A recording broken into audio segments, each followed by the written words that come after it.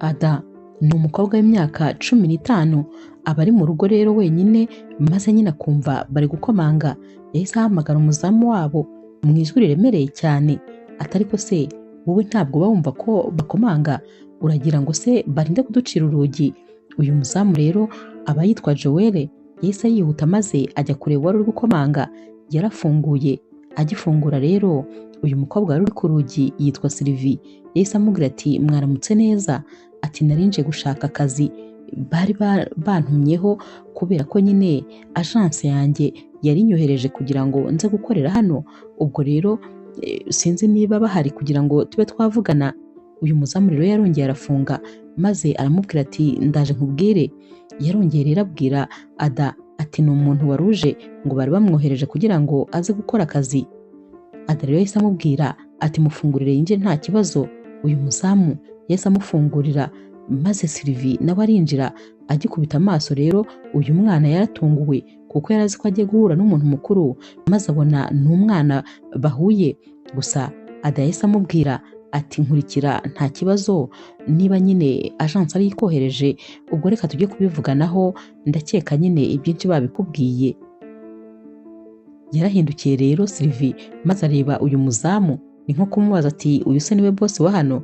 Umuzamu nawe yazunguje umutwe nyine mu buryo bwo kumwereka ko ari we nyine boss wa hano.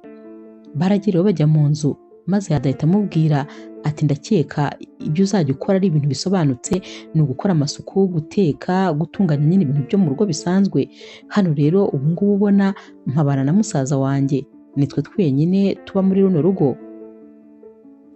Yatangiye kumubwira nyine ibintu byinshi byerekeranye n'akazi maze ahita amubwira ati kandi nta kibazo wahita utangira akazi kano kanya. Uyu mwana w'umukobwa rero yavugaga nk'aho ari umuntu mukuru, wagira ngo nyine ni umuntu rwose umenyereye inshingano.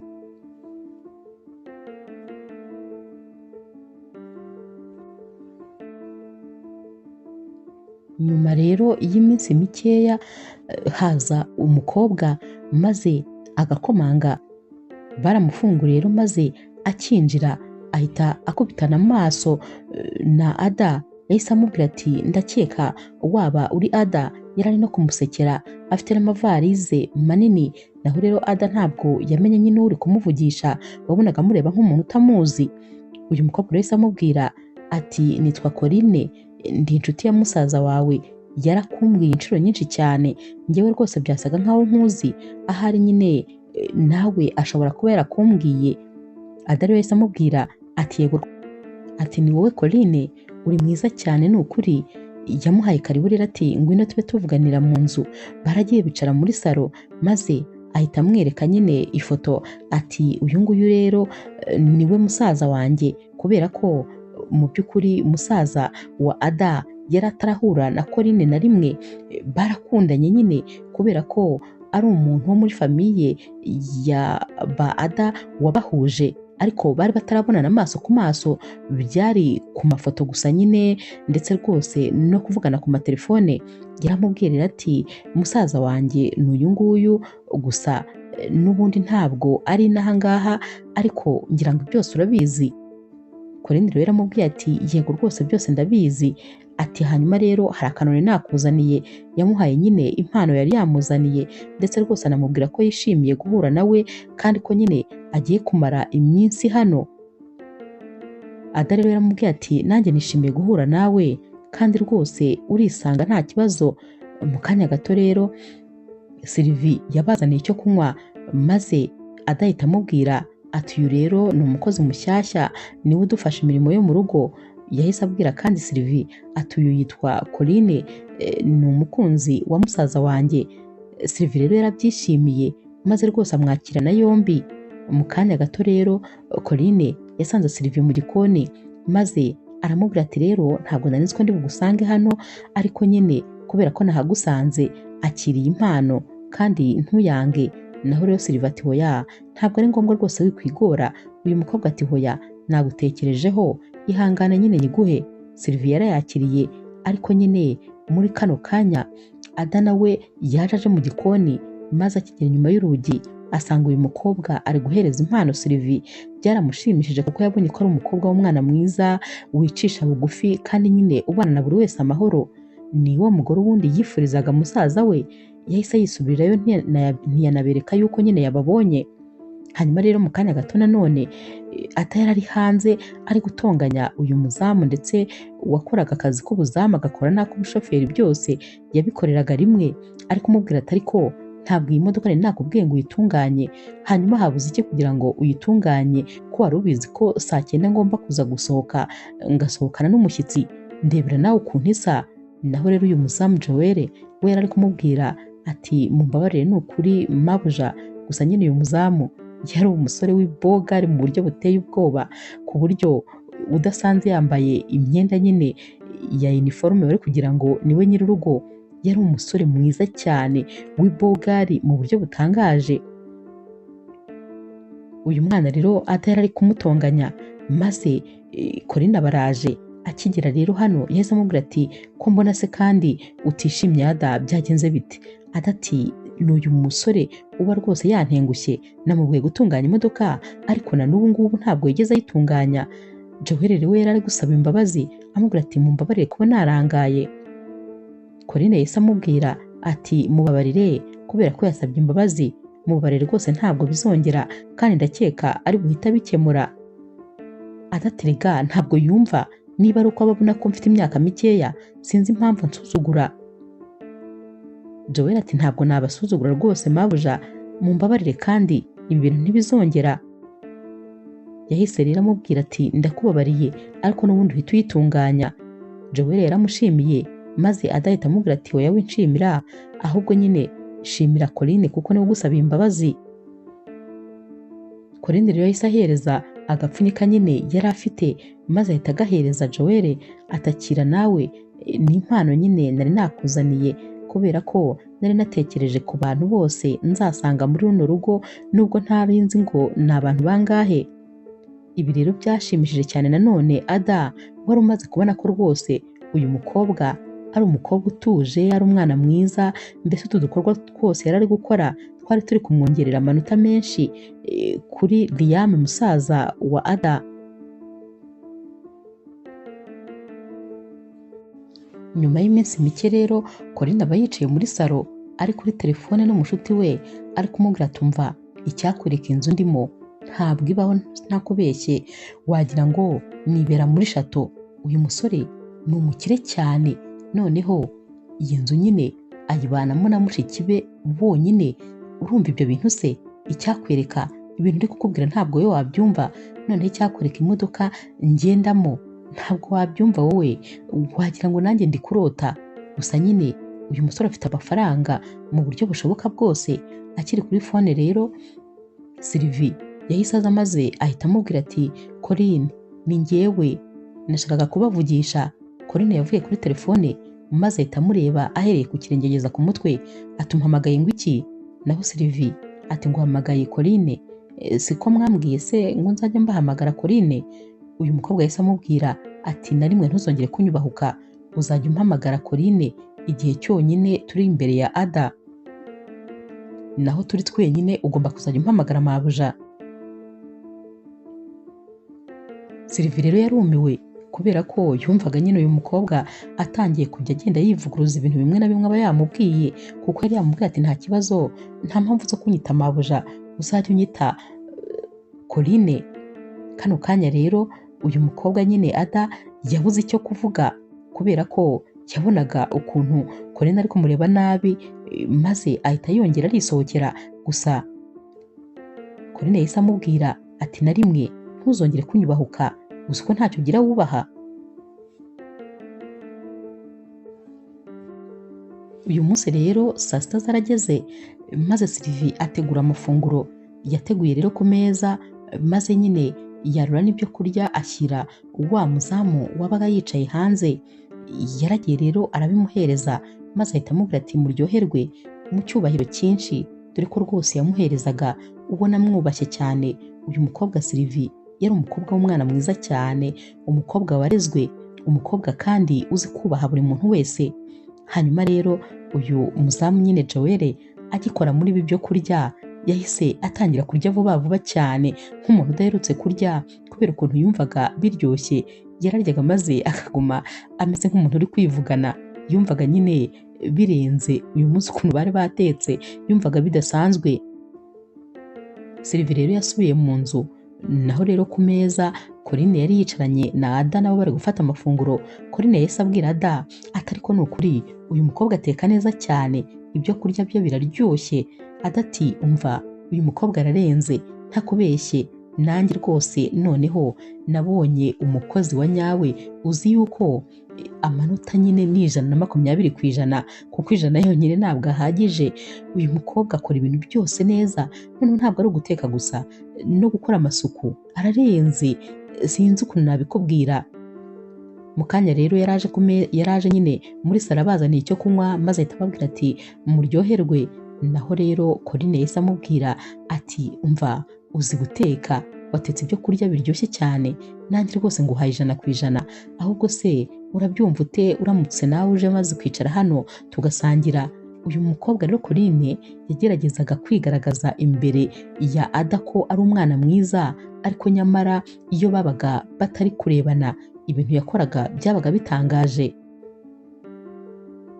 Sylvie rero yarababwiye ati nta kibazo, noneho nagenda nkazana ibyo kurya byanjye nari nsize mu gikoni. Yaragiye arabizana rero maze bicara ku meza barasangira bari kuganira. Ada amubwira ukuntu nyine ajya anezezwa n'ibintu akora hano mu rugo, ko rwose yamwishimiye, ko yamukunze, nyine ubona na Sylvie yishimye cyane. Bamaze gufata amafunguro maze Sylvie arandurura. Akigera mu gikoni Corinne yaramukurikiye maze ahita amubwira ati ndakubaza ibintu maze gukora ni ibiki? Naho rero Sylvie ati none se kandi nkoze iki? Corinne ati nta soni wowe urifata ukaza kwicara ku meza amwe nanjye? Sylvie ati none se si mwebwe mwambwiye ngo ninze nicare ku meza?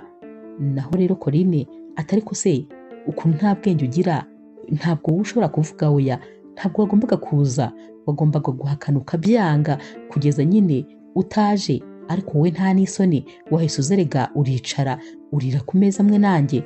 N'ikindi gihe ntuzongere gukora ibintu nka biriya, kubera ko nutareba neza wowe rwose nzakwirukana, ndabona utangiye kwitwara nabi. Sylvie rero yatangiye kumirwa, yatangiye kuvuga ati ariko se ubundi uyu mukobwa arimo bangahe? Mu by'ukuri uwo twari turi kumwe mu kanya ntabwo ari we turi kumwe kano kanya. Umwanya umwe aba ari umwana mwiza, undi mwanya akaba yigeze igisimba neza neza.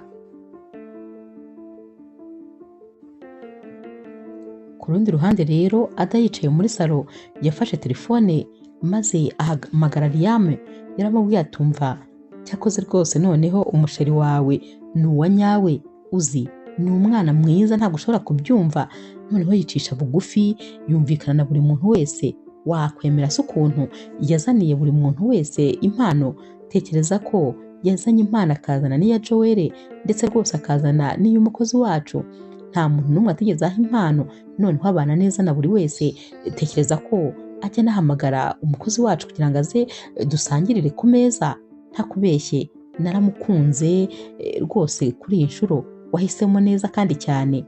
Nyamara icyo atarazi ni uko Corinne yari ari kumviriza ibyo bari kuvugana yikinze nyine ahantu ku gikuta.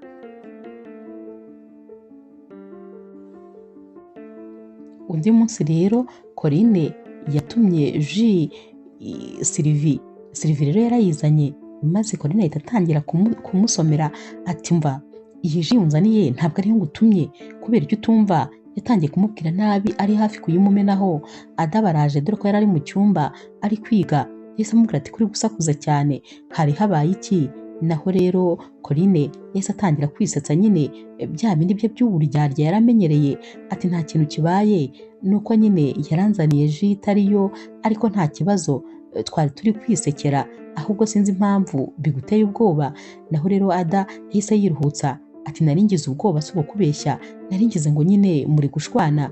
Nyamara ku rundi ruhande Sylvie we wabonaga rwose yabuze icyo akora, dore ko amarira yari ari kubunga mu maso kubera ko uyu mukobwa yari amugeze habi neza neza.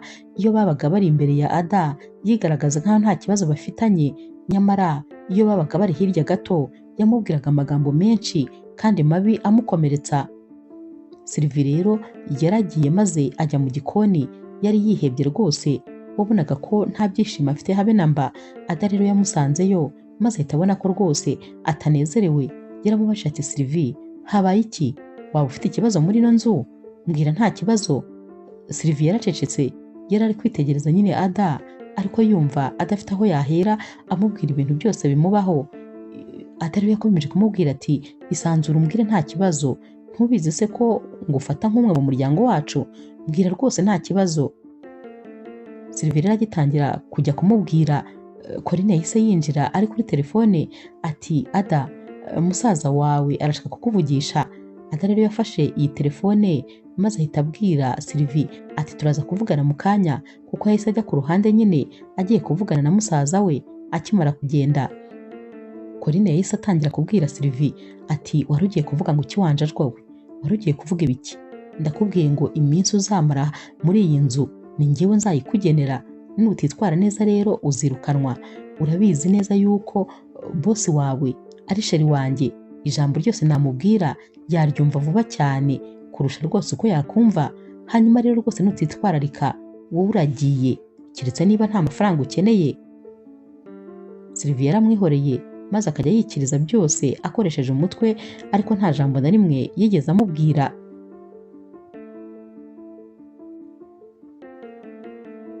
Uyu munsi rero ku mugoroba Sylvie yateguye amafunguro maze ashyira na Joel nyine aho yari ari hanze. Gusa uyu mukobwa yari afite agahinda kagaragara mu maso. Amaze kumuhereza rero amafunguro, Joel yaramubajije ati none se umeze neza? Naho Sylvie ati yego meze neza.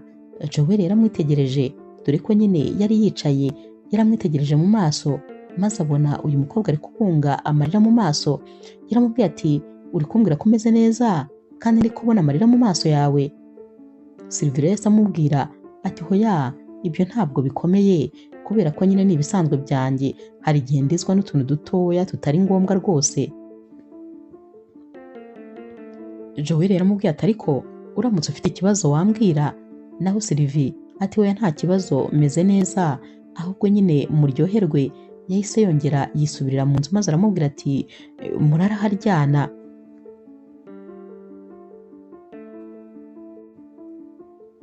Joel rero yamukurikije amaso maze azunguza umutwe ati ariko se buriya koko yaba yabaye iki? Ni Ada se wamubangamiye? Ni iki cyaba cyabaye ku buryo yaba afite kariya gahinda? Ariko nanone yahise nyine agerageza kureka kubitekerezaho maze atangira kwifatira amafunguro, dore ko yari anisonzeye kandi cyane.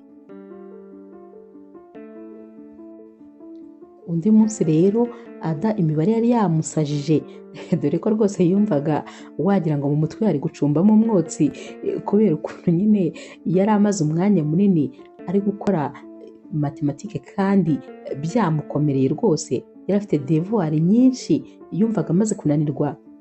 Hanyuma rero yatangiye gufata bike, ari nako ari kuyishyira mu kanwa. Mu kanya gato akaba ari kugenda ayidonda ku meza, nyine ibintu byatangiye kumucanga.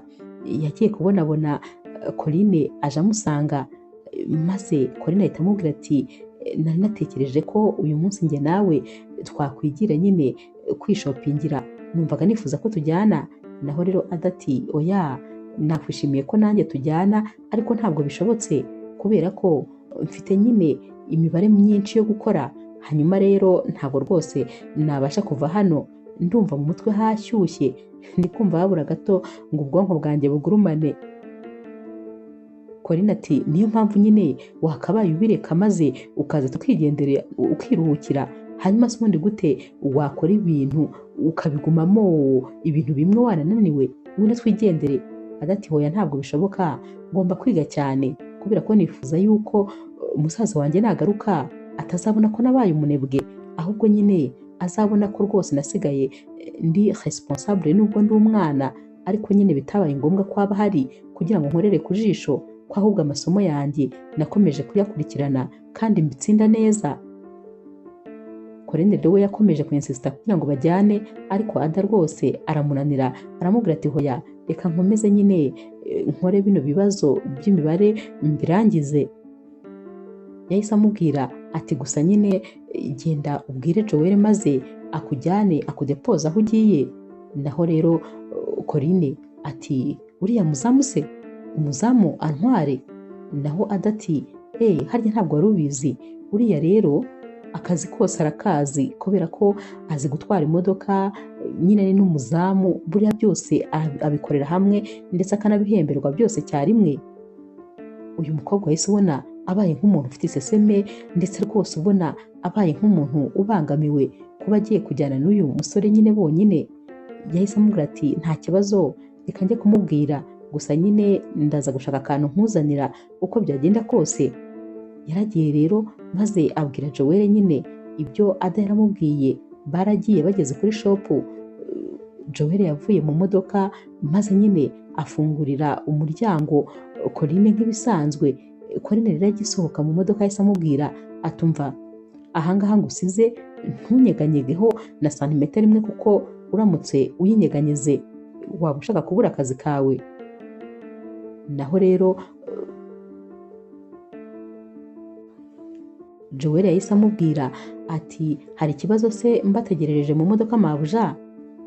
Corinne atari ku wundi, wowe ufite ubwonko butekereza cyangwa nta bwenge ugira? Nakubwiye ngo ntunyeganyege.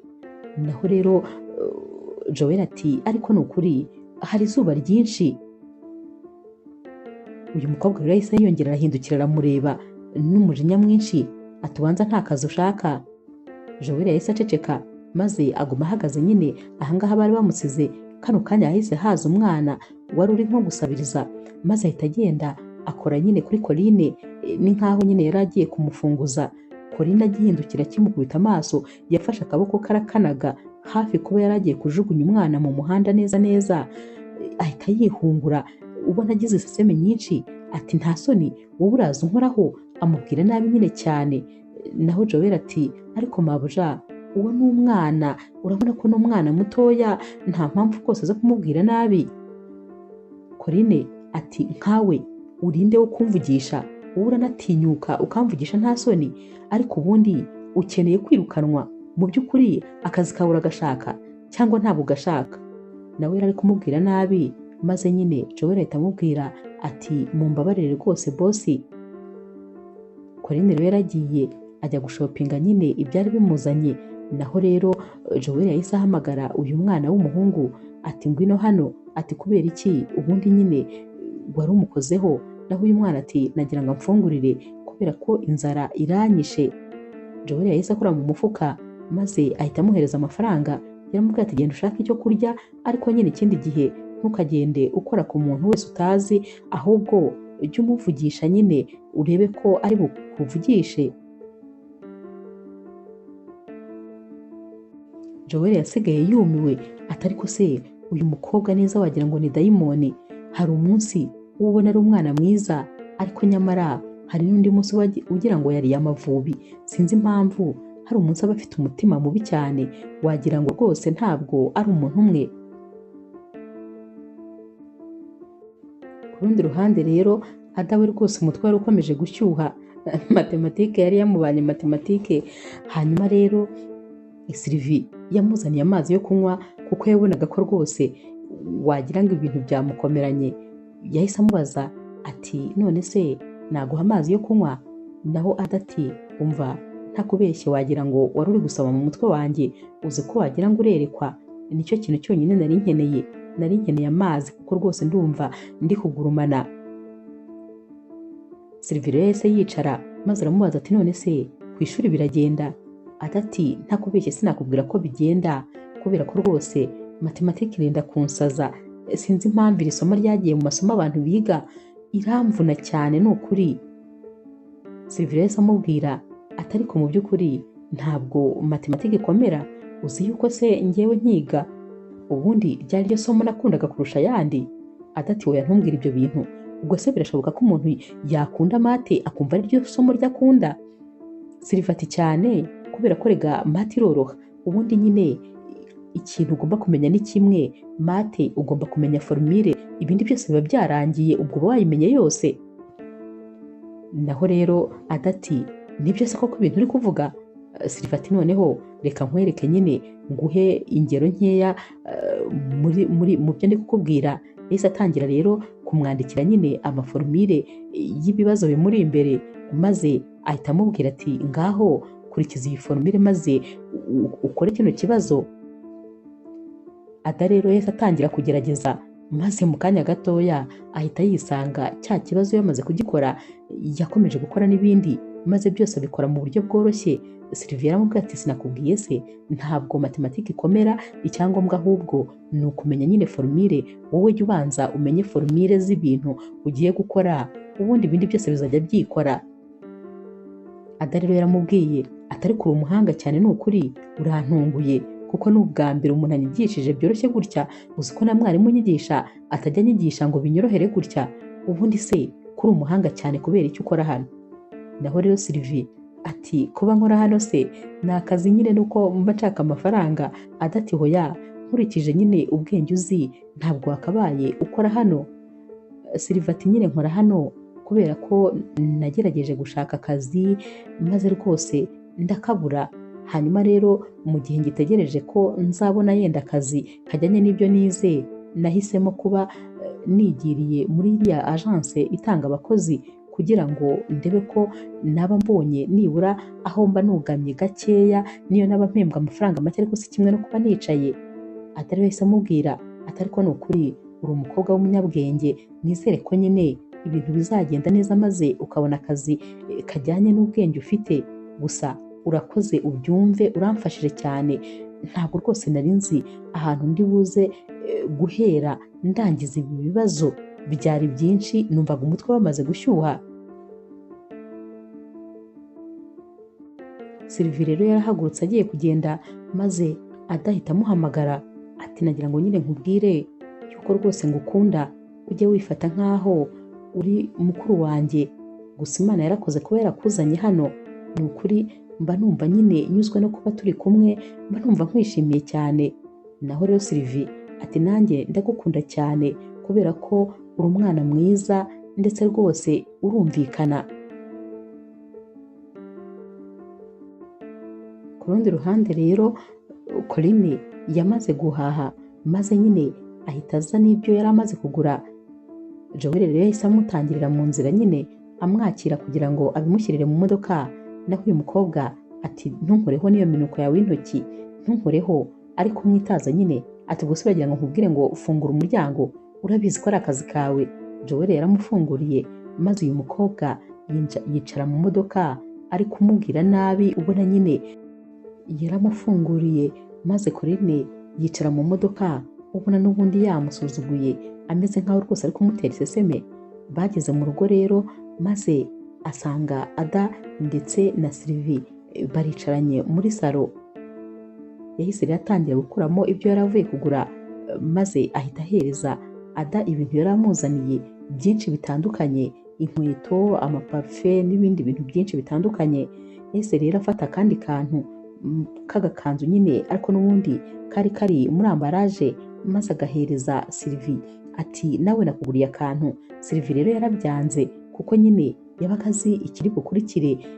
Yagerageje kubyanga, ariko uyu mukobwa ati hoya, kwanga impano ni bibi cyane, biba bisa nk'aho usuzuguye uyiguhaye. Naho Ada ati Sylvie ariko byemere, kubera ko urabona ko yakuguriye iyo mpano abyishimiye cyane, ubu yanga rero kubera ko yayiguhitiyemo. Sylvie rero yarayifashe, maze ahita agenda yisubirira mu gikoni. Naho rero uyu mukobwa nyine Corinne yakomeje kubwira Ada ati papa wanjye yajyaga ambwira ngo igihe cyose nzajya njya gushopinga nzajya nibuka na famiye y'umugabo wanjye. Nta famiye yindi rero mfite uretse mwebwe, ubwo nta wundi muntu nyine wo kugurira ikintu na kimwe keretse mwe, nimwe mfite, nimwe muryango wanjye. Naho Ada yahise amubwira ati gusa nyine musaza wanjye yahisemo neza, uri umwana mwiza, ugira umutima mwiza, mbese sinzi ukuntu nabivuga. Corinne ati uzi ko uri kuntera emosiyo, ni ukuri ndi kumva ndi hafi kurira, gusa nanjye ndabakunda cyane, muri abana beza, ndetse nawe uri umwana mwiza cyane. Mu kanya rero yarahagurutse, maze ahita asanga Sylvie mu gikoni.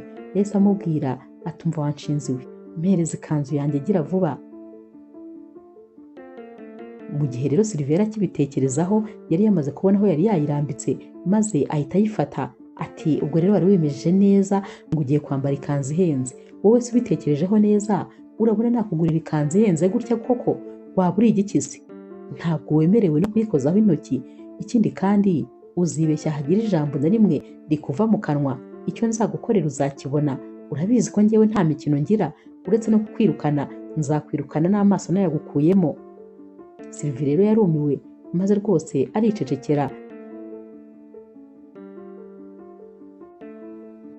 Uyu munsi rero abandi bagiye kuryama, Corinne yafashe imyenda maze ayihereza Sylvie amubwira ko agomba kujya kuyifura.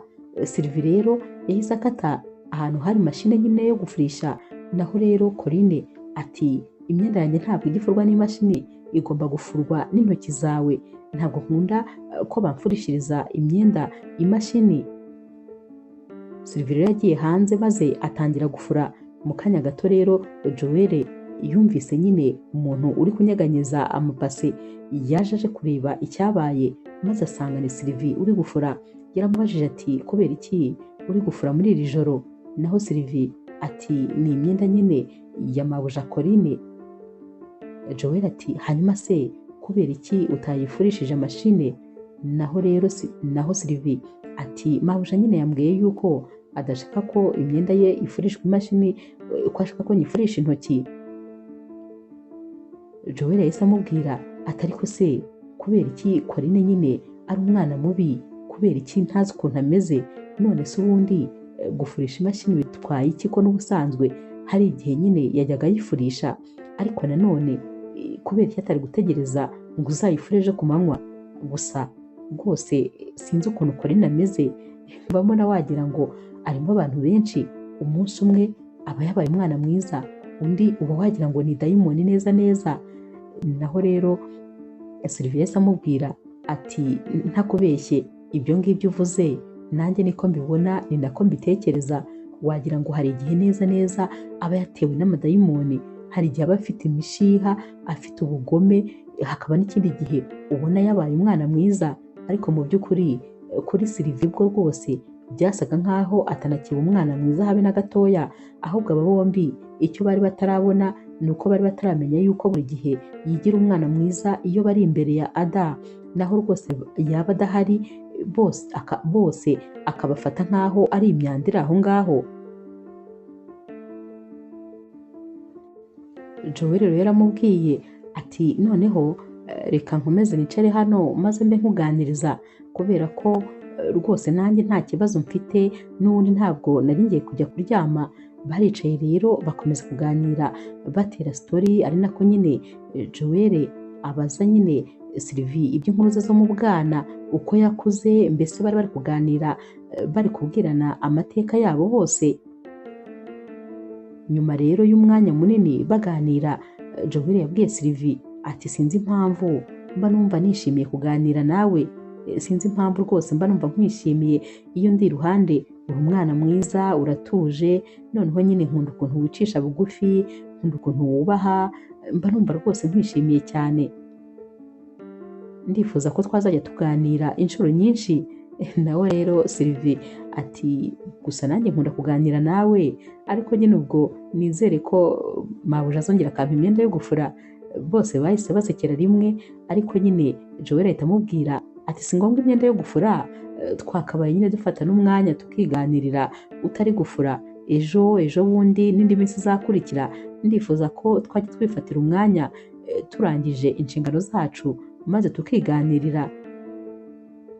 Sylvie amubwira ati nta kibazo rwose kibirimo, kubera ko nanjye kuganira nawe mba numva ari byiza.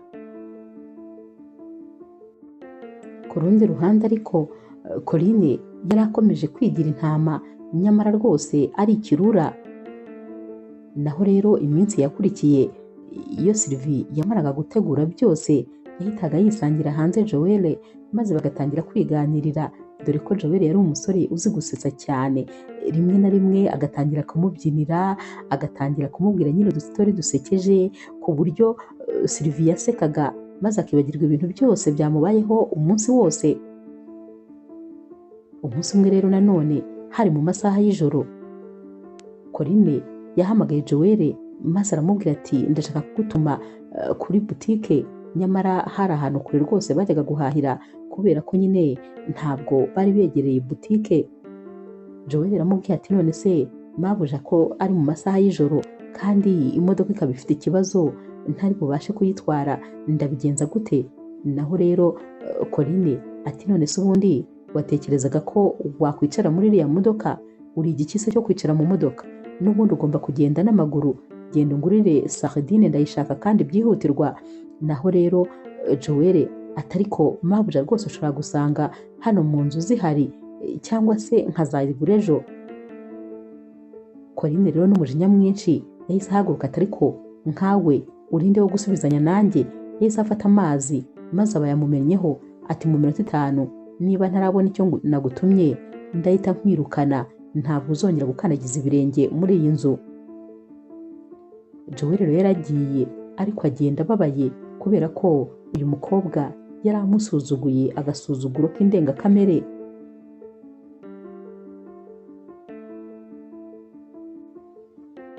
Joel rero yavuye aho bari bamutumye maze araza yicara hanze, wabonaga rwose yihebye kubera ko ibintu hano byari bimaze kuba bibi kurenza. Naho rero Sylvie wari wabonye nyine ibyabaye kuri Joel yahise amusanga hanze aho yari yicaye, maze asanga ari gutekereza ibitekerezo byamutwaye, dore ko yamucishaga n'ikiganza imbere. Uyu musore ntabone ko hari umuntu uri hafi kumukora mu maso, yari ari gutekereza ubona yageze kure. Sylvie yahise amubaza atumeze neza? Joel ati ntabwo meze neza habe na gatoya. Ni gute umuntu asuzugura undi kuriya? Ni gute uriya mukobwa aba umwana mubi bingana kuriya? Sylvie yatangiye kumubwira ati ihangane, komera rwose. Yatangiye rero kumufasha nyine kugira ngo abashe kwikaruma kubera ko yari yagize uburakari bwinshi. Mu kanya gato rero yari amaze gutuza maze batangira kwiganirira, dore ko rwose niba hari umuntu wajyaga abasha guturisha Joel yari Sylvie, bari bamenyeranye kandi cyane. Naho rero ku rundi ruhande Corinne we yagumye yicaye muri salo yirakaje. Yagiye kubona rero abona adaraje, maze noneho ahita yirakaza kurusha, adati ko ndeba utameze neza byagenze bite? Naho Corinne ati ni ibibazo rwose ariko ntabwo nshaka kubikwinjizamo. Adati mbwira habaye iki? Kano kanya Corinne yahise atangira kwiriza nyine amarira y'ingona. Ati nuriya musore nyine w'umuzamu, tekereza ko yantutse ngo nuko gusa ngo mubwiye ngo mweretse ukuntu nyine boza imodoka neza, ariko yantutse ibitutsi byose bibaho. Atuka mama wanjye, atuka papa wanjye, atuka igisekuruza cyose cyanjye. Yantutse ku buryo sinzi ukuntu nabikubwira. Ubwo kandi yabivugaga ari nako ari kwiriza rwose, ubona yibabajwe ibintu byakomeye.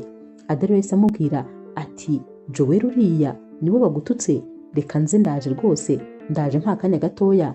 Yarasohotse rero maze nyine ajya gutonganya Joel. Joel we yarumiwe ukuntu ibyo bamukoreye ahubwo bahindukiye bakavuga ko ari we wabikoze. Gusa nyine yaratuje aricecekera. Naho Corinne we yari ari kuvuga ati umva, ndaguhamije nizere ko rwose iminsi yawe yo kuba hano ibariye ku ntoki, bazakwirukana ndabizi. Nibyo yari ari kuvuga ari no guseka nyine kuko yari abizi neza ko amaze kumubeshyera. Mu kanya rero Sylvie yaragarutse azaniye ibyo kurya Joel, maze asanga n'ubundi aracyihebye kubera ko ibibazo ntibyari byigize bikemuka. Sylvie rero yaraje abitereka nyine ku meza ahangaha n'ubundi Joel yari ari, maze atangira kumubwira atari ko nukuri ihangane rwose, wowe urabizi ko impamvu uri hano ari ukugira ngo ukore akazi maze ubone amafaranga, hanyuma se hari andi mahitamo ufite? Joel ati ntayo mfite. Sylvie ati hari ahandi hantu se uzi wabona akazi? Naho Joel ati ntaho rwose, nta kandi kazi mfite, aka kazi niko ndambirijeho. Sylvie ati rero niyo mpamvu ugomba gukomera wowe ukikorera akazi, ibindi byose ukabyihorera. Joel yahise amubwira ati cyakoze rwose umuntu wenyine utuma mbasha gukomera ni wowe wenyine, ni nawe utuma nshobora kano kazi. Bombi rero bahise bongera maze baba barasetse. Sylvie ati urakoze cyane, naho Joel ati ahubwo wowe uba wakoze ni ukuri kumba hafi maze ukanyihanganisha. Hari igihe mba numva neza neza kwihangana byarangiye, ariko biba bihagije kuvuga ijambo rimwe gusa maze nkongera ngatuza. Yahise atangira kumubaza ati none se warunzaniye iki? Uyu munsi watetse iki? Ukuntu uteka ibyo kurya biryoshye se, ubundi uragira ngo niyo naba nababaye gute hari ikintu cyatuma ntafata amafunguro? Sylvie rero yongeye araseka, maze Joel atangira gupfundura nyine kugira ngo arebe ibyo bari bamuzaniye. Muri kano kanya sinzi rwose ahantu Corinne yaturutse, maze ahita aza abasanga ati mwebwe muri mu biki hano? Ati hano habaye iki? Ati niko muko, wowe uri gukora iki hano? Sylvie ati narinzaniye ibyo kurya Joel. Corinne yaramwitegereje ati wowe se uri igiki bazanira ibyo kurya? Harya ntabwo uhembwa? Joel ati ndahembwa. Naho Corinne ati hanyuma bakakuzanira ibyo kurya gute? Wagiye ubikura mu mushahara wawe? Yahise abwira rero Sylvie atumva wa mukobwa we, uzongera kuzanira uyu muhungu ibyo kurya nzahita nkwirukana. Ntabwo nshaka ko uzajya umuha ibyo kurya azajya abigura mu mushahara we.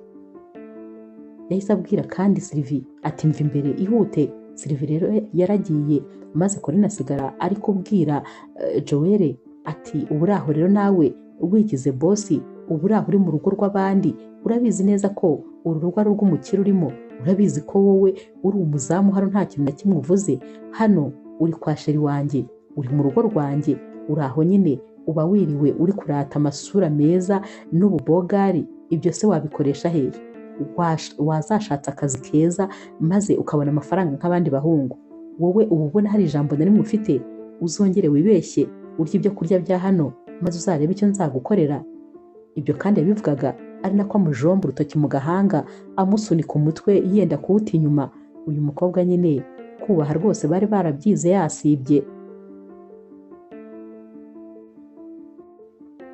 Undi munsi rero Sylvie na Ada bari bicariye mu cyumba cya Ada bari gutera story, dore ko nyine Ada yakundaga Sylvie cyane ndetse yakundaga kuba bari kumwe kugira ngo abari kumwiterera story, dore ko Sylvie yari umwana mwiza cyane ndetse barumvikanaga rwose birenze bikenewe. Hanyuma rero bicaranye hano ku buriri bwa Ada bari gutera story baseka, Corinne yarinjiye maze ahita abona aba bombi bahuje urugwiro. Yahise aza asunika Sylvie maze ahita bicara hagati. Yatangiye rero kuganiriza nyine Ada atanashaka ko rwose yongera kureba Sylvie.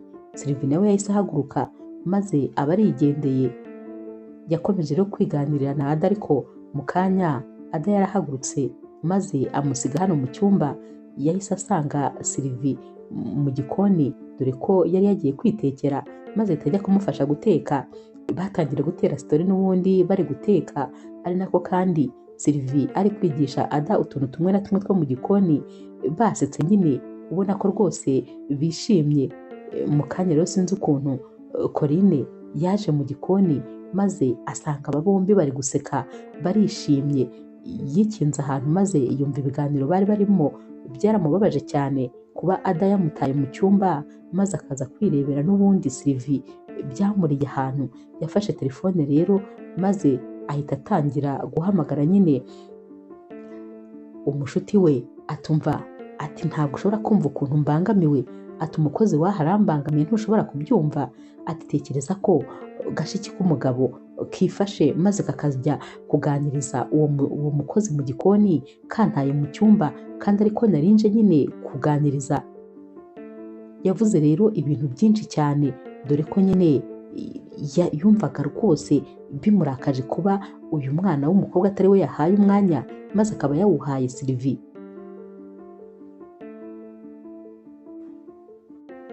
Yakomeje rero kubwira iyi nshuti ye ati mba numva uriya mukozi namufata mu ijosi. Ati kubera ko arambangamiye, njyewe ntabwo mba nshaka kugaragara nabi imbere ya kariya kana, ariko nyine uyu mukozi rwose arancumuza neza neza. Ku rundi ruhande rero aba ari mu masaha y'ijoro, n'ubundi nyine Sylvie arihisha maze agashyira ibyo kurya Joel, dore ko nyine yumvaga rwose atabasha gufata amafunguro, azi neza ko uyu musore atigeze afata amafunguro nawe yari yamushyiriye hanze rero, maze Joel ahita ajya kuyahisha noneho kuko ntabwo byari byoroshye, ntabwo yagombaga gufatira amafunguro noneho ahagaragara. Yahise rero yinjira mu nzu nyine yajyaga araramo, maze abazanye agakufi yaraje, maze abwira Sylvie ati nakuguriye akantu, nifuje kuguha impano. Sylvie ati hoya, ntabwo rwose ari ngombwa kumpa impano, urabizi neza ko ukeneye amafaranga, urabizi ko hari ibintu byinshi ukeneye, ntabwo rero rwose kumpa impano ari ibintu bya ngombwa. Naho rero Joel ati nabitekerejeho neza, numvaga nifuza kuyiguha, cyane cyane ko aya mafaranga yose nakabaye n'ubundi nyagura ibyo kurya, hanyuma rero kuko n'ubundi uba wabimpaye, kuba rwose nafatamo makeya maze nkakugurira impano, ntabwo numva ko ari ikintu gikomeye. Ikindi kandi nifuzaga no kugushimira ukuntu unyitaho, ukuntu unganiriza, ibyo nkorera ni byinshi ntabwo nabibonera ikiguzi, sinabona icyo nguhembye, ariko nibura fata iyi mpano maze rwose uyifate nk'aho nyine ari ukugushimira kwanjye. Yamuhereje agakufi maze ahita anakamwambika ku kaboko. Sylvie rero yakarebye arakitegereza, maze nawe arakishimira, dore ko yakarebaga akamwenyura. Yaramubwiye turakoze cyane. Aba bombi rero basezeranyeho, maze Sylvie ajya kuryama, ariko mu by'ukuri ntiyigeze asinzira, yari ari kureba kano gakufi, yari yagakunze, dore kuko yagakubitagaho ijisho yaramwenyuraga. Ni nako kandi ku rundi ruhande Joel nawe yari ari gutekereza uyu mukobwa, agatekereza amagambo yose bavugana, maze rwose ukabona afite ibyishimo mu maso, kwa kuntu umuntu uba ubona agiye guseka kandi nta muntu n'umwe bari kumwe, ari we wenyine. Ubwo ariko ku rundi ruhande amatelefone yo rwose yari akomeje hagati ya Liam ndetse na Corinne, dore ko Corinne yamuvugishaga maze akamubwira ko yifuza kumubona amaso ku yandi, akamubwira ko rwose iminsi isigaye kugira ngo azaze, ari kumva ari nk'aho ari umwaka wose. Ari nako Liam nawe amubwira ati nanjye mba numva nishwe n'amatsiko byo kukubona, ntabwo ushobora kubyumva, mba ntekereza uwo munsi tuzahura, ukuntu uwo munsi uzaba umeze. Corinne rero ntabwo rwose yahwemaga kumubwira ko amukunda cyane kandi ko amwishimira, ndetse amukundana n'umuryango we wose.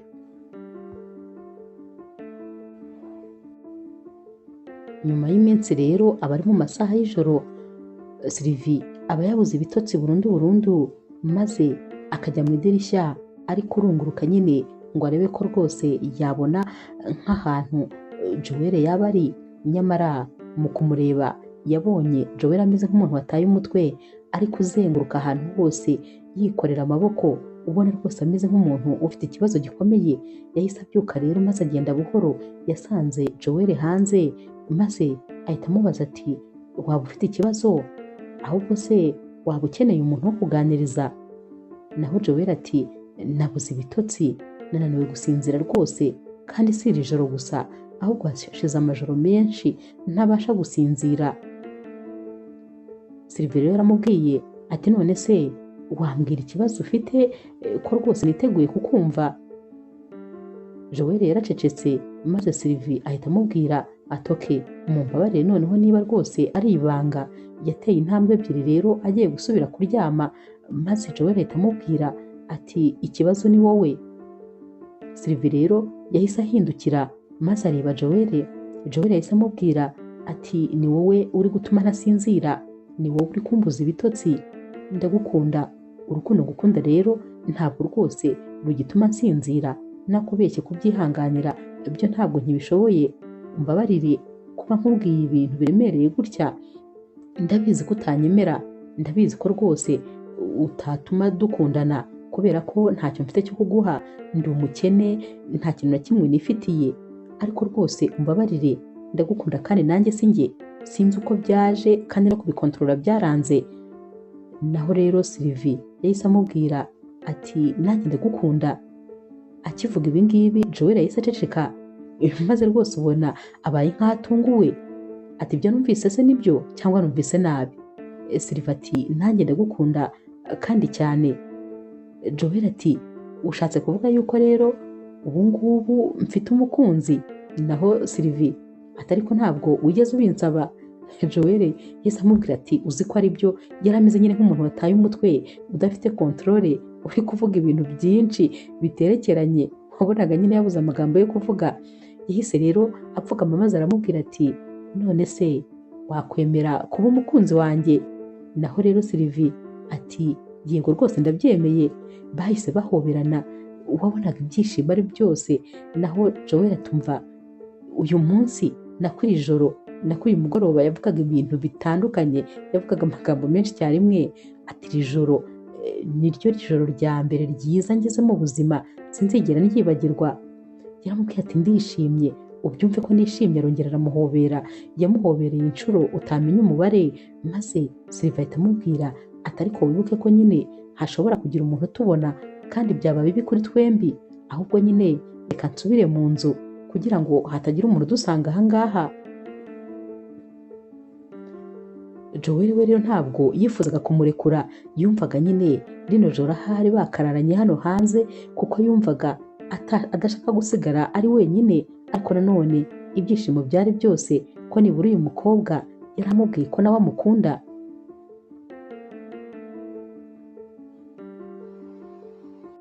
Iminsi rero yakurikiye, urukundo rwari ruri guca ibintu muri runo rugo, nubwo nyine byari mu ibanga rikomeye, ariko urukundo rwari rugeze kure hagati ya Sylvie ndetse na Joel, dore ko nyine Joel yaribetaga maze akamusanga mu nzu, bakaba nyine bagiye gufatanya koza ibyombo, gufatanya gukora imirimo yose ya hano mu rugo. Noneho nyine Sylvie nawe yamushyira ibyo kurya, ubwo nyine birumvikana gutandukana byabaga bigoranye. Urukundo rwari rugeze kure, ariko nyine bagombaga kubihisha buri muntu wese, ku buryo nta muntu n'umwe wo muri runo rugo wabakeka. Umunsi rero wakurikiye, Corinne yabwiye Joel ko hari ahantu yifuza ko amujyana. Bagiye mu modoka, maze bageze mu nzira Corinne yitabye telefone maze itavuga ati mukunzi, ndaje mu kanya gato ndaba nkugezeho kuri hoteli, untegereje mu minota mike rwose ndaba mpageze. Yavuye rero kuri telefone maze ahita abwira Joel ati ibintu maze kumva uzibeshya ugira ijambo na rimwe uvuga, uzahita umenya ko akazi kawe wagatakaje. Nizere kutazigera ubumbura umunwa na rimwe. Yasize rero Joel ahagaze ku modoka nk'ibisanzwe, maze asanga uwo mukunzi we nyine mu cyumba cya hoteli. Yaragiye bamarayo amasaha n'amasaha. Yaragarutse rero maze barongera nyine barataha.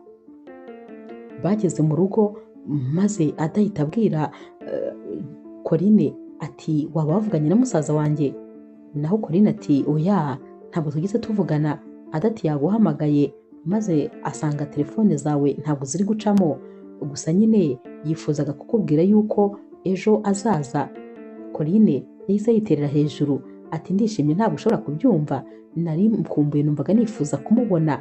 Ntabwo ushobora kumva ko rwose aya masaha asigaye ari bumbere nk'umwaka wose. Ndumva nifuza kubona umukunzi wanjye. Yari yasaze birumvikana nyine yishimye. Yahise rero abwira Adati reka njye kumuhamagara nta kibazo maze tuvugane, kuko rwose ndumva nishwe n'amatsiko. Uyu munsi rero mu masaha y'ijoro, Sylvie yari ari mu gikoni ari wenyine, ubona ibibazo byamurenze.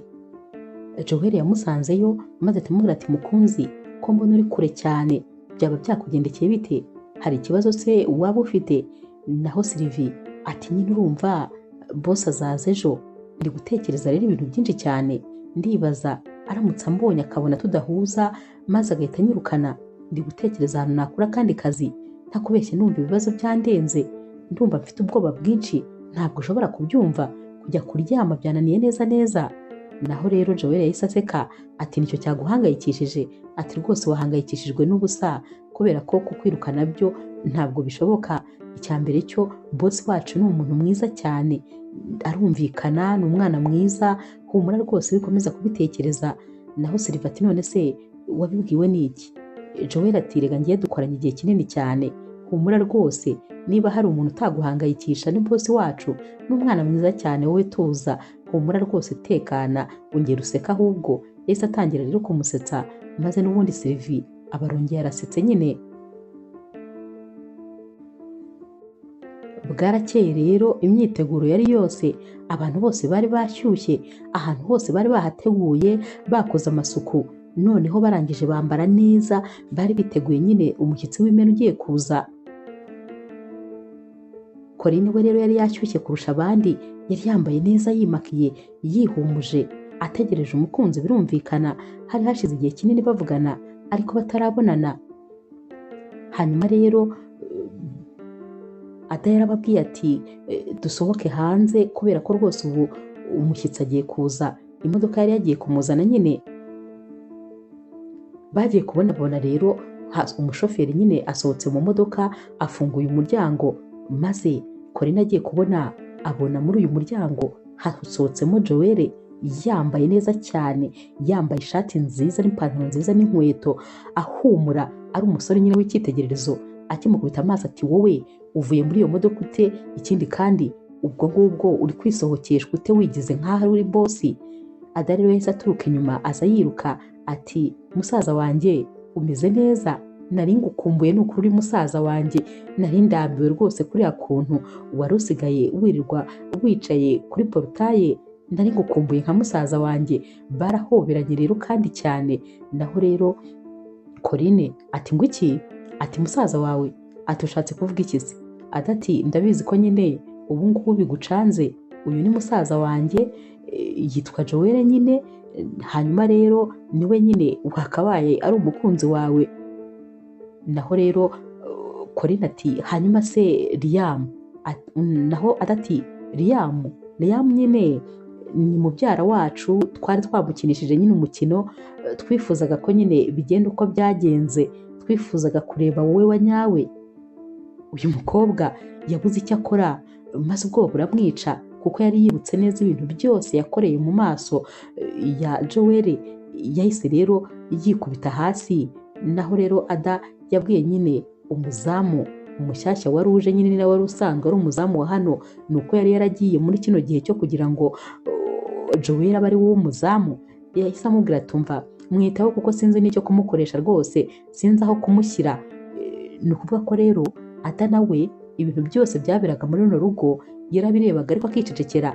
Yari abizi neza ko burya bwose uyu mukobwa Corinne ari umwana mubi cyane, ahubwo agerageza kwigira umwana mwiza imbere ye, ariko ari kumwe n'abandi aba ari umuntu mubi. Ikindi kandi umusaza we nyine byose yarabimubwiraga, barabivuganaga. Corinne we rero akimara kubona ibi byose byaranze rwose, maze abaguye igihumure kubera ko nyine yari yumiwe, yari atunguwe n'ibyo yari abonye kano kanya. Joel rero yahise abaza Ada ati ahubwo nyibwirira Sylvie ari hehe? Ada ati byanze bikunze ari mu gikoni. Nyamara Ada we n'ubundi yari mu gikoni ariko ibitekerezo byamurenze. Joel rero yaraje maze amuturuka inyuma, yahise amufata mu nda. Sylvie yarikanze, ahindukiye yitegereje uyu musore abona yabaye undi wundi. Yahise amubwira ati mbega ukuntu wabaye mwiza, mbega ukuntu wabaye bogari, burya bwose se ni gutyo umeze? Ariko rero nanone nta mwanya ufite wo kuguma hano, ahubwo nyine subira kuri poste yawe, kubera ko boss aramutse aje agasanga ntabwo uri kuri gate bishobora kuba bibi cyane, ashobora kuba rwose yahita kwirukana. Mbabarira usubireyo, ibintu nibiza kumara gutuza ndaza kuza kukureba. Naho rero Joel wabonaga rwose ahagaze ari no kumwenyura, ubona yifatiye mu mufuka, yahise amubwira atari ko n'ubundi ni njyewe boss. Muri kano kanya rero Ada nawe yahise yinjira, maze nyine ahita ahagarara inyuma ya Joel. Sylvie amubaza ati uvuze ngo iki? Ati sharike imikino, subira kuri poste yawe. Naho rero Joel ati ni njyewe boss. Kano kanya rero Sylvie yamurebye mu maso, atariko nizere kuri kwikinira ibyo uri kuvuga, nizere ko rwose atari byo uri gukina. Joel ati ntabwo ndi gukina. Naho rero Ada ati ni musaza wanjye, uyu ni musaza wanjye. Sylvie yabaye rwose nk'ubuze icyo avuga, ibi bintu byaramutunguye ndetse yumva nta jambo na rimwe afite ryo kuvuga. Yahise acaho maze arasohoka. Joel yashatse kumusohoka inyuma maze adahita amubwira ati ntabwo byoroshye ibintu umaze kumubwira kubyakira, ntabwo ari ibintu yahita yakira kano kanya, mureke abanza agenda afata akayaga maze atuze, uraza kuba umusobanurira mu masaha aza kuza, kubera ko kano kanya byo rwose ntabwo byaba ari igitekerezo cyiza.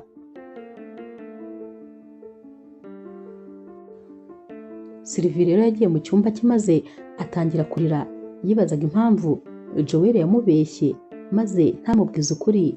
Yatangiye gutekereza ko ahari Joel atigeze amwizera, ko yatekerezaga ko ashobora kuba agenzwa n'amafaranga, ariyo mpamvu yagerageje kumubeshya, nyamara ntabwo azi ko ibyabaye byose bitari byabaye ku mpamvu ye, ahubwo byari byabaye kubera uyu mukobwa wundi Corinne. Naho rero Joel na Ada bo bari bicaye muri salo. Joel yataye umutwe ari kubwira Ada ati ni ukuri kwihangana numva ntari bubishobore, ngiye kujya kumureba. Ada ati hoya ihangane kubera ko urumva ko nawe yatunguwe, mureke ubanze umuhe umwanya, mbabarira kandi ureke kubihubukira. Bakiri kuganira rero Corinne yahise yinjira agenda buhoro cyane, ubona yatuje, ubona nyine ameze nk'umuntu ufite ubwoba. Joel akimukubita amaso yahise akura mu mufuka maze amuhereza amafaranga menshi yari afite, atakira genda mva imbere, sinshaka kongera kukubona. Corinne ati nimumbabarire, ni ukuri nimumbabarire rwose sheri, mbabarira. Joel yahise avuga ati mva imbere cyangwa nkwiyirukanire kuko ngenda guterura nkujugunye hanze.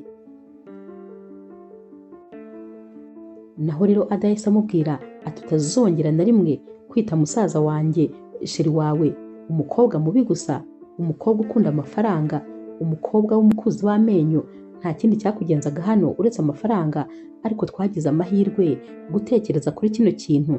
Iyo tutaza kubigenza gutya ngo tukugerageze, ubu ngubu umusaza wanjye aba yarisanze mu maboko y'umukobwa mubi nkawe, umukobwa w'umugome. Watekerezaga ko ibintu byose wakoraga ntabirebaga? Narabirebaga rwose ko wigiraga mwiza ari uko ungeze imbere, gusa uri mubi, ndakubwiza ukuri. Fata ibintu byawe byose usohoke hano, kubera ko nutinda ndakwijugunyira hanze kandi njyewe nta mikino ngira. Naho rero Corinne yari ari gusaba imbabazi, ubona rwose ari hafi gupfukama. Corinne rero yabwiye Ada ati ariko rwose wowe ni ukuri naragukundaga. Naho Ada ati impamvu wankundaga ni uko wari ubizi neza ko ndi mushiki w'umusore w'umukire, ni uko wari ubizi neza ko ndi umwana wo mu bakire. Iyo uza kumenya ko ndi umukene nanjye wari kumfata nk'uko wafataga abandi. Uri umukobwa mubi cyane, sohoka mu nzu yacu vuba cyangwa mpamagare polisi. Uyu mukobwa rero yarasohotse, ariko nyine asohoka atabishaka kubera ko yari ahombye, yari abuze nyine uyu musore yashakaga, nubwo atari we yashakaga ahubwo yashakaga amafaranga.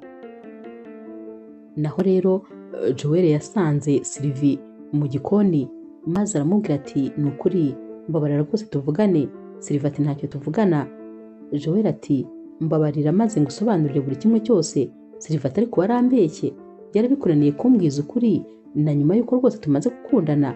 Watekerezaga se ko ngukurikiranyeho amafaranga? Joel ati oya rwose ntabwo byari ukubera wowe, ibi byose byari ukubera Corinne.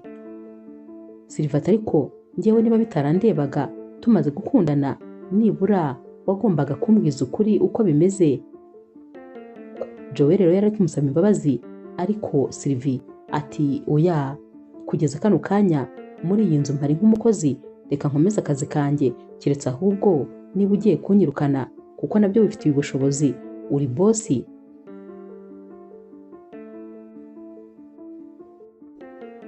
Ku mugoroba rero Sylvie yamaze gutegura ameza, maze Joel ndetse na Ada bicaye bari gufata amafunguro.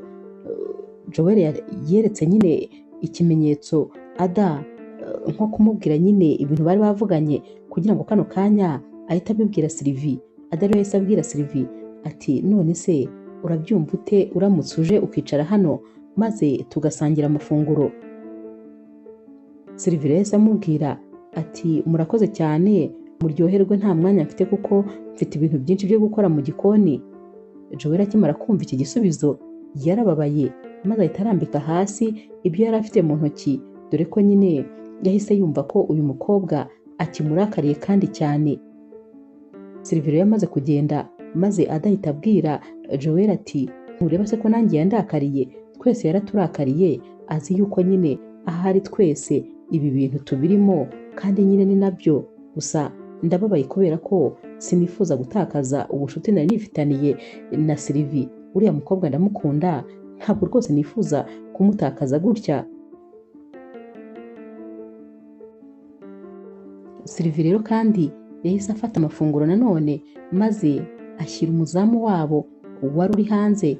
Uyu muzamu rero aramubwira ati urakoze cyane, maze amurebye ku kaboko yahise amubwira tumva uzi yuko se ako gakufe kakubereye, karakubereye cyane rwose, ese urabizi yuko ako gakufe ari zahabu ya nyayo? Sylvie yahise yireba ku kaboko maze ahita areba cyane uwo muzamu, byatumye rwose uyu muzamu atekereza ko ibintu ari kuvuga uyu mukobwa atabizi. Yahise amubwira ati nyine ako gakufi ni zahabu ya nyayo, ndetse rwose karanamuhenze cyane, ajya kukagura bosi twarajyanye, ninjye wari umutwaye mu modoka. Yahise yibuka rero ukuntu ahubwo Joel yamubwiye yuko yahuye n'umuntu nyine uri kugenda agacuruza mu nzira maze akaba arakaguze, nta nubwo kandi yari yarigeze amubwira ko ari ikintu gihenze amuhaye, kubera ko ntabwo nyine uyu mukobwa yari kubyumva. Sylvie yahise arakara maze ahita agenda yihuta yerekeza nyine aho Joel yari ari. Yahise akuramo ka gakufe maze ahita akamuhereza, atakira ibyawe, kubera ko ibyawe ni ibinyoma gusa, wanguriye zahabu kandi mu by'ukuri wariyitaga umuntu w'umukene, umbeshya yuko wahuye n'umuntu akagendana mu muhanda kandi wagiye kukagura muri bijuteri.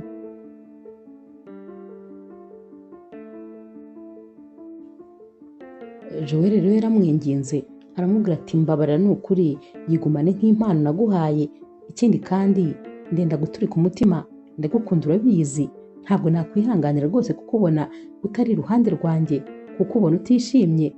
Yego narahemutse, ariko nanone mbabarira, ibi bintu rwose ntibizongera ukundi, kandi ntabwo nabikoze kubera wowe, si ukutakwizera, ahubwo nyine nagombaga kubikora kuko nagombaga kumenya uwo Corinne ari we wa nyawe. Gusa ibi byose Sylvie ntabwo yari akeneye kubyumva.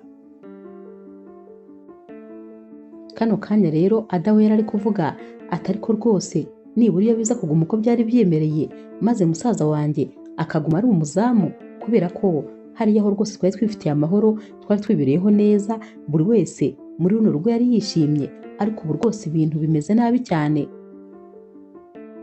Ibyumweru rero byaragiye bishira ari byinshi, nyamara rwose Joel ndetse na Sylvie batari kuvugana, ndetse na Ada nawe rwose ntabwo yavuganaga na Sylvie.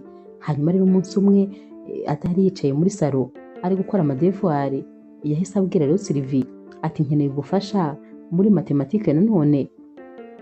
Sylvie rero yahise aje kumufasha, maze Ada ahita amubwira ati ariko nanone ndashaka kugusaba imbabazi, ndabizi njye na musaza wanjye twarakubeshye, ariko mbabarira rwose utwumve, ntabwo urebye ari wowe wari ugenderewe. Sylvie ati none se wambabariye maze ibyo bintu tukabireka? Ada ati hanyuma rero ni ukuri ndifuza kugira ikintu nkubwira, urumva nyine umusaza wanjye ntiyigeze na rimwe akundana n'umukobwa wa nyawe, abakobwa bose bakundanaga babaga bashaka amafaranga, kubera ko nyine musaza wanjye ni umukire afite amafaranga menshi, rero bose bazaga bikurikiye amafaranga gusa, ariko nta n'umwe wabaga agamije kumukunda. Hanyuma rero twigiriye inama yo gushaka umukunzi wa nyawe umukundira uwo ari we, utamukundira nyine amafaranga.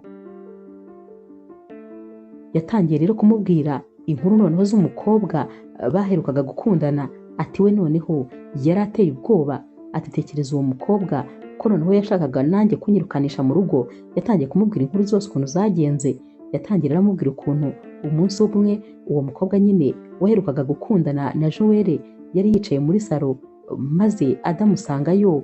Uyu mukobwa yahise amena amazi kuri Ada, maze atangira kumubwira atumva wowe rwose ndaguhaze muri uru rugo, ndashaka yuko musaza wawe azakwirukana tukaba ninjye dusigarana, kandi ndabizi yuko ari njye wazumvira.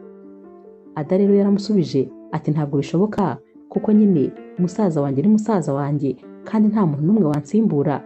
Uyu mukobwa yahise amubwira ati musaza wawe mufite mu biganza byanjye, kubera ko ninjye utuma we yishima, ntabwo ari wowe. Ubwo rero rwose wowe ndashaka kugukura muri uru rugo kuko urambangamiye.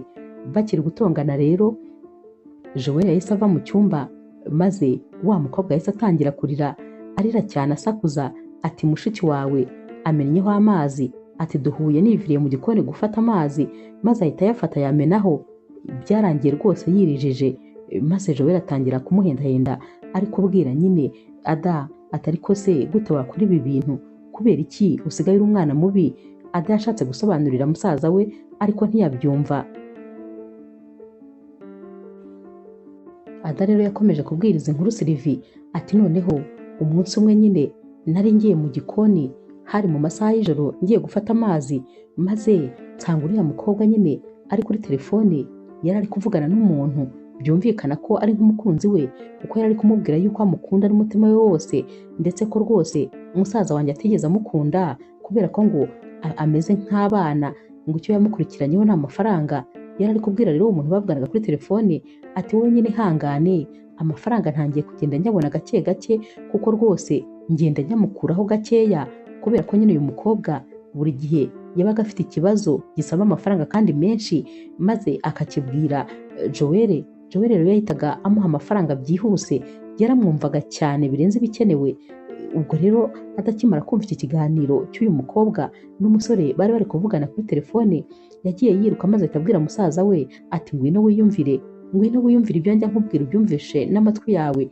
Baraje rero bahita bahura n'uyu mukobwa ariko yavuye kuri telefone. Ada yahise amubwira ati yari ari kuri telefone, naho rero Joel ati nibyo koko wari uri kuri telefone? Uyu mukobwa ati reka rwose, atari ku bundi uyu mwana ubu ntiyasaze, nari nigiriye mu gikoni kwifatira aka kajuisi none ngo narindi kuri telefone? Ntabwo narindi kuri telefone rwose. Ada ati umva mbabarira umwake telefone maze wireberemo, ndabizi ko yavuganaga n'umuntu ndetse bari bari kuvugana yuko nyine atagukunda, ari hano kubera amafaranga yawe. Joel rero yamwatse telefone, akirebamo asanga nta muntu rwose yigeze ahamagara. Ada yahise amubwira ati nyamara ashobora kuba rwose amaze kubisiba. Naho rero uyu mukobwa aturumva ukuntu mushiki wawe aba ari kunteranya, mushiki wawe ntabwo nshaka. Joel yahise amurakarira atari ku bundi Ada urashaka iki? Uyu rero umukobwa nyine wakundanaga na Joel yahise asaba Joel ko Ada bamujyana muri interina kubera ko rwose akabije kubabangamira. Joel nawe yabyumvise vuba maze abwira Ada ko agomba kwitegura ubundi nyine akajya muri interina. Gusa mbere y'uko ajyayo yamuguriye telefone kugira ngo nyine azajya ayikoresha ari muri interina maze bavugane. Ada yabwiye Joel ati ni ukuri sinzi impamvu utakinyumva, sinzi impamvu uriya mukobwa atangiye kudusenyera umuryango. Nyamara mu minsi mike cyane yari ishize Joel yari yirukanye umuzamu wabo uwo bafite ubu ngubu nyine. Icyo gihe yari yaramwirukanye, ajya kumwirukana rero uyu muzamu nyine yabwiye Joel yuko uyu mukobwa amuca inyuma. Joel yanze kubyemera, maze kubera ko nyine wa mukobwa yari yamaze kubona ko uyu muzamu yamuvumbuye, yabonye ko nyine atahanwa n'imodoka z'abandi bagabo, yari abizi neza ko uyu muzamu agomba kubibwira Joel. Joel yinjiye mu nzu ataragira n'ikintu abaza wa mukobwa ku by'uko nyine uyu muzamu yamubwiye ko amuca inyuma. Uyu mukobwa yahise atangira kwiriza arisarahanga ati uriya muzamu ntabwo rwose mushaka hano, uzi ko yashatse kumfata ku ngufu. Yarijijeraga koko arisaza, maze Joel asohoka n'umujinya ahondagura wa muzamu ahita amusohora nabi cyane. Uyu muzamu amubwira ati nyamara uriya mukobwa guca inyuma, ariko Joel ntiyashakaga kubyumva ahubwo yari ari kumuha inshyi nyinshi n'imigeri. Ada rero ibi bintu byose yarabirebye maze abona neza ko rwose uriya mukobwa agiye kubigeraho kugira ngo nyine bose agende bakura mu nzira maze asigarane na musaza we gusa atakundaga habe na gato. Yashakaga kwikuriraho amafaranga kandi menshi yifitiye undi akunda. Izi ni inkuru kano kanya Ada yari ari kubwira Sylvie. Sylvie rero yari yumiwe rwose, yari yateze amatwi uyu mwana w'umukobwa, nawe nyine byari byamurenze. Ada yakomeje amubwira ati hanyuma rero ati nyine umunsi wo kujya ku ishuri umaze kugera, ati musaza wanjye yaraje nyine azana n'uwo mukobwa bansanga mu cyumba, maze musaza wanjye nyine ambwira yuko anyifuriza urugendo rwiza, ambwira ibintu nyine byinshi bitandukanye, ambwira ko nitegura kubera ko agiye kunjyana ku ishuri.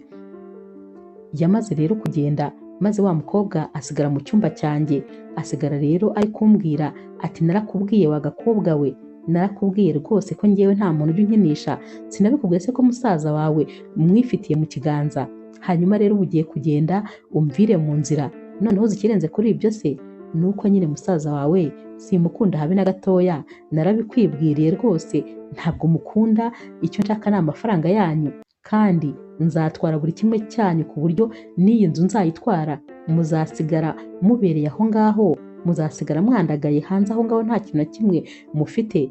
Icyo uyu mukobwa atari azi ni uko uyu mwana yari ari kurikodinga buri kintu cyose uyu mukobwa yari ari kumubwira. Uyu mukobwa rero yakomeje amubwira ibintu byinshi ati ngewe nifitiye umukunzi nikundira, n'ubundi musaza wawe ntabwo rwose ameze nk'umugabo wuzuye, mbona agifite ubwana mu mutwe nuko afite amafaranga gusa, ariko ubundi sinakabaye nkiri kumwe nawe.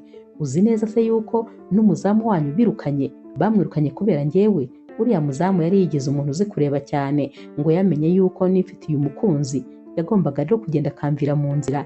Ibintu byose navuze naramubeshyeraga, ariko musaza wawe birahagije kugira ngo mvuge ijambo rimwe gusa maze byose bihite bikoreka.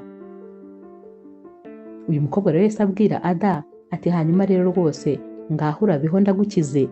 Ada yahise amubwira ati ahubwo wowe nyine urapfuye. Uyu mukobwa ati mfatse kandi nzira iki? Ada yahise amwumvisha ibyari biri muri telefone. Uyu mukobwa rero yashatse kurwanya Ada kugira ngo amwambure iyi telefone, ariko nyine Joel yari yongeye agarutse mu cyumba maze asanga bari kurwanira telefone. Ada yahise ayimuhereza ati yumvire nawe ibyo nakubwiraga byose. Joel yarabyumvise maze akimara kumva ibintu bimaze kubera hano yarumiwe, yabuze icyo akora, yabuze n'icyo areka, byaramurenze. Yibajije ukuntu uyu mukobwa yamwihishemo, ukuntu yigize intama kandi ari ikirura. Yahise amusohora rero maze aramwirukana. Izi rero ni inkuru zose Ada yari ari kubwira kano kanya uyu mukobwa Sylvie. Ati rero niyo mpamvu twafashe umwanzuro w'uko noneho umusaza wanjye agomba kuzongera gukundana n'umukobwa wa nyawe. Ntakubeshye, ntabwo twari tuzi yuko ari wowe uzakundana na musaza wanjye, kuko wowe ujya kuza waje rwose bitunguranye. Urumva uwo mukobwa nyine bari baherutse gukundana yirukanye umukozi twari dufite, we rero ntabwo twabashije kumugarura. Umuzamu we twarabishoboye kumugarura, ariko uwo umukozi we ntitwabishoboye. Niyo mpamvu rero twasabye nyine agence undi mukozi batwoherereza wowe.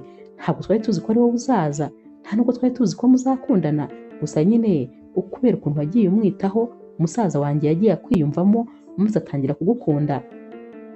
Ndagira ngo rero rwose umubabarire kuko ibyabaye byose ntabwo twigeze tubipanga.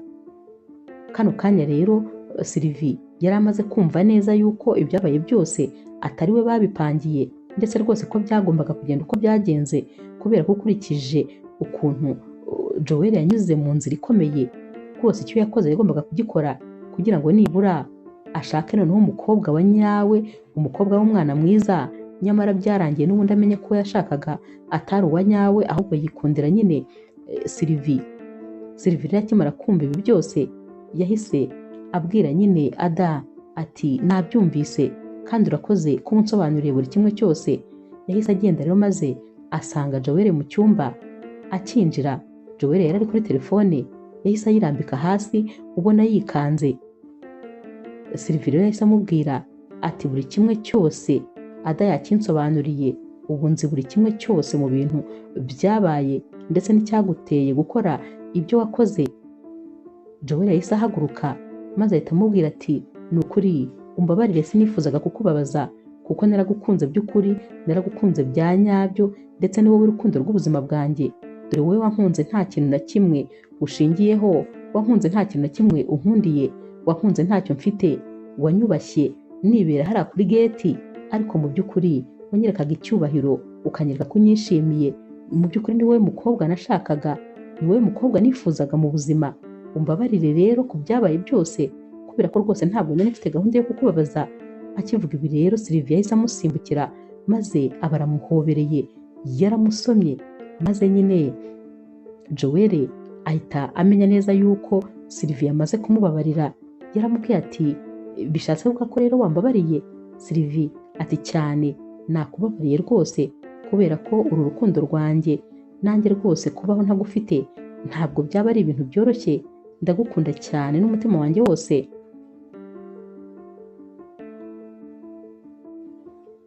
Barongeye rero maze barahoberana.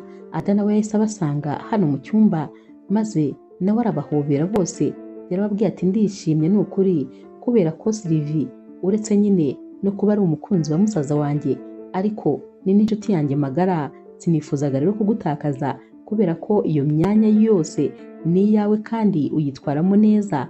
Ni ukuri Sylvie ndagukunda kandi nifuza nyine kukubona mu muryango wacu. Ada rero yahise abwira musaza we atari kuzi n'ikindi, buriya se urabizi yuko Sylvie ari ukunda kumfasha mu masomo. Joel rero yahise abaza Sylvie byose bimwerekeye, maze Sylvie amubwira ko rwose yari yarabuze akazi ariyo mpamvu yaje gukora kano kazi. Yamubwiye neza rero ibijyanye n'ibyo yize, maze Joel ahita amubwira ati guhera rero uyu munsi ntabwo rwose uzongera gukora hano mu rugo, gusa ngiye kugushakira akazi keza maze nawe ujye ukora akazi ariko nanone uzajya ukora utaha hano kubera ko na hano turagukeneye. Naho rero Sylvie ati yego murakoze cyane, gusa nyine n'aka ngaka ntabwo nifuza kugatakaza, ubwo n'ubundi nzajya mbifatanya n'akazi ka hano, ninzajya ntaha nzajya ntegura amafunguro nkore buri kimwe n'ubusanzwe nk'uko nari nsanzwe ngikora. Bwarakeye rero maze Joel abwira Sylvie ati ndifuza rero ko wowe na Ada mwakwitunganya maze tukajya gushopinga. Baritunganyije rero maze bajya muri shopu, yamuguriye imyenda myinshi, amugurira inkweto, amasakoshi, nyine nk'iby'umukobwa ugiye no gutangira akazi kandi kiyubashye. Uyu mukobwa rero yaraje maze atangira kwigera imyenda, dore yuko yumvaga ari kuyireba ntayihage. Yambaye agakanzu maze asohotse mu cyumba, Ada yaramwitegereje ati mbega ubwiza, uyu se ni wowe twabanaga hano cyangwa ndarose? Naho rero Sylvie ati ntakubeshye nanjye nitangariye, nirebye muri miruwari ngira ngo bampinduye. Bose rero bahise baseka, maze Joel ahita amubwira ati uraberewe ni ukuri, uraberewe cyane kandi rwose ndakeka yuko nyine ubundi ari bwo buzima bwawe, kuko urabona ko nibwo ujyanye nabwo, naho ubundi wabaga mu buzima butari ubwawe. Sylvie rero yarasetse maze ahita amubwira ati urakoze cyane. Joel yahise amubwira ati ikindi kandi ndifuza no kuguha umushahara wawe kugira ngo ube nyine wanawukoresha utuntu tumwe na tumwe ukeneye muri kino gihe cyawe cyo gutangira akazi. Yamwoherereje rero mesaje y'amafaranga, maze Sylvie arebye arikanga ati aya mafaranga umpaye se ko rwose niyo nari kuzakora imyaka 5 ntari kuzayakorera. Joel yahise amubwira ati ubu rero ayo mafaranga ahubwo ni nk'agatonyanga kubera ko ibintu wadukoreye ni byinshi cyane, tugiye kubikwishyura ntabwo twabona icyo tukwishyura. Uzi wowe n'ukuntu wajya kunzanira ibyo kurya igihe nyine Corinne yabaga yavuze yuko ntagomba kurya. Uratekereza akazi kose wakoze, witaye kuri mushiki wanjye, wita kuri jyewe utabizi, wita kuri buri kintu cyose, nta muntu n'umwe wabona icyo aguhemba. Gusa nyine watubereye umwana mwiza kandi turagukunda cyane, uretse no kuba uri umukunzi wanjye, ariko rwose tugukundamo byinshi, tukubonamo byinshi kandi dufitiye utumaro twinshi. Sylvie rero yarababwiye ati nanjye ndabakunda nka famiye yanjye kandi ni ukuri namwe rwose mufite imyanya myinshi mu mutima wanjye. Nyuma rero y'amezi 5 ibintu byose bimeze neza, Joel yabwiye Ada ati rero mushiki wanjye urabizi ni wowe muryango wenyine mfite, ariko nyine igihe kirageze kugira ngo noneho nshaka umugore, kuko niba ntaribeshye ndakeka ko rwose nahuye n'uwa nyawo. Naho Ada yahise amubwira ati rwose ndagushyigikiye musaza wanjye, ndetse ibi bintu nari mbitegereje igihe kinini, nari naranze kubikubwira ngo utazagira ngo nkwinjirira mu buzima, ariko nicyo gihe rwose kugira ngo noneho Sylvie abe umugore wawe wa nyawe. Kuri iyi nshuro nta kwibeshya guhari, biragaragara ko rwose Sylvie ari we wakuremewe. Joel rero yashimiye nyine umushiki we ukuntu yagerageje kwitwara neza, kandi mu by'ukuri ni umwana muto afite imyaka mike, ariko yitwaraga nk'umuntu mukuru, yari yafashe inshingano nk'iz'umuntu mukuru, ntabwo wari kumenya yuko afite imyaka nk'iyo yari afite. Batangiye gupanga rero ukuntu nyine bagomba gukorera surprise Sylvie, maze Joel akamusaba kumubera umugore. Surprise rero barayiteguye nyine, maze Joel agura impeta nziza, yari impeta irenze izindi zose. Sylvie rero yaratashye avuye ku kazi, maze asanga urugo rwose amatara arazimye. Yatekerezaga yuko ahari umuriro wabuze. Yinjiye afite ubwoba bwinshi, dore ko nyine yumvaga atazi ikintu cyabaye. Akimara kugera muri salo bahise bacana amatara, maze asanga ahantu hose haradekoye, hasaga neza cyane, ndetse rwose Joel yari yambaye neza ndetse apfukamye, afite nyine impeta mu ntoki, ndetse afite n'aka gakufi yari yaramuguriye maze akakamusubiza. Sylvie akibona ibi byose yaratunguwe birumvikana, yahise yipfuka ku munwa, maze isakoshi yari afite ayirekurira hasi, byari bimurenze. Yahise atera intambwe rero agenda asanga Joel, maze Joel ahita amubwira ati mukunzi ndagukunda cyane. Akimugera imbere rero Joel yahise amufata ukuboko, maze ahita yongera kumwambika ka gakufi, ati iyi niyo mpano ya mbere naguhaye mu buzima, kandi iyi mpano ni igisobanuro cy'urukundo, kubera ko niryo ryabaye itangiriro ry'urukundo rwanjye nawe. Iyi mpano rero niyo mpano iremereye mu mpano zose naba naraguhaye. Sylvie yarongeye areba aka gakufi, maze arongera azana amarangamutima nk'ayo yazanye ku nshuro ya mbere bakamwambika. Joel rero yahise yongera aramubwira ati Sylvie ndagukunda cyane, ndagukunda rwose, kandi nashimishijwe n'umunsi wa mbere waje mu buzima bwanjye. Iyo ngiye kukubwira ko ngukunda ntabwo mba mfite amagambo ahagije yo kugira ngo mbikumvishe, gusa kuri iyi nshuro uri umukobwa wa nyawe waje mu buzima bwanjye bitunguranye, kubera ko sinari nizeye ko tuzahura, ariko nyamara igihe cyaraduhuje. Ndagukunda cyane rero, ariko ndifuza kugusaba ko wambera umugore, kuko ndifuza kubana nawe ubuziraherezo. Uretse no kuba ngukunda, ndifuza no kuzakomeza kugukunda ibihe byose. Uri byose ku muryango wacu, uri umwe mu muryango wacu. Uretse kuba uri urukundo rw'ubuzima bwanjye, urabizi ko uri igisobanuro cya byinshi ntabasha kukubwira. Nibyo ni kukubwira ko amagambo yo kukubwira rwose ntayo mfite, ariko wowe ubyumve ibyo ndi gutekereza ntabwo nabasha kubisohora byose uko bingana. Icyo nshaka kukubwira ni uko ngukunda n'umutima wanjye wose. Sylvie rero yaramubwiye ati nanjye ndagukunda kandi cyane, ndabyemeye rero kukubera umugore, kuko nanjye ni wowe mugabo nifuza. Yamwambitse impeta, maze arahaguruka barahoberana. Barahoberanye kurekurana biranga. Bagiye gusomana rero adahise ababwira ati mwibuke ko nanjye mpari, kubera ko ibyo ngibyo rwose ntabwo nkeneye kubireba. Barasetse, maze bahita bongera barebana mu maso. Barongeye kandi barahoberana. Ada nawe yaraje arabahobera. Ibyishimo byari byose. Ada yarababwiye ati ndishimye ntabwo mushobora kubyumva.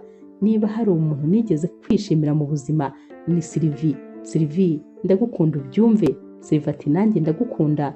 Byari ibyishimo rero, maze nyine bahita bakomeza guserebura, kubera ko byari ibintu nyine birenze uyu munsi, wari umunsi udasanzwe mu buzima bwabo. Inkuru yacu y'urukundo rero naho tuyisoreje. Mwakoze kuyikurikira. Niba ukunda inkuru z'urukundo zica kuri Zasha TV, ntukagende udakoze subscribe, like, share na comment. Ni inkunga ikomeye kuri twebwe. Ndabakunda cyane rero nk'ibisanzwe.